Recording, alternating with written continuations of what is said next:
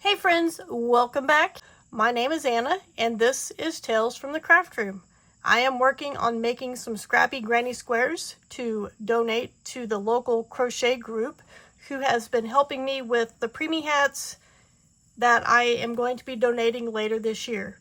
They make lap gowns and donate them to local nursing homes. So, like I said, I thought I would participate and, well, not participate, but what's the word I'm looking for? Anyway, I thought I would make a set of squares. They do 10 by 10 squares and make their lap gowns 40 by 40. So I thought I would make some squares that I can donate to them to add to their donation stack. So who knows? Maybe my mom will end up with my donated scrappy granny square blanket. Who's to say? But anyway, my rules are no square can be the same color, or no colors can be the same together, or right after each other. I have tried making solid granny squares with variegated yarn and it does not work for me. So I am reaching into my yarn tote, my scrap yarn tote, who has a bunch of scrap balls, and I'm just randomly pulling them out, and what goes is what goes. The only difference is if it's one of the balls that I can obviously tell that has been joined with different colors by either me or my mom, I will not use that because I want the same yarn for the entire square. So in my last video, I did the first 3 colors of this one, so we are going to move on to the next color. And I think I want this color right here. Oh, how boring. It is a white. Oh well. That's what I pulled out. That's what we'll use. And I don't have any, what it is what it is. I just can't do the same color 2 rows in a row. So let's get crocheting and see how far we can get in this video.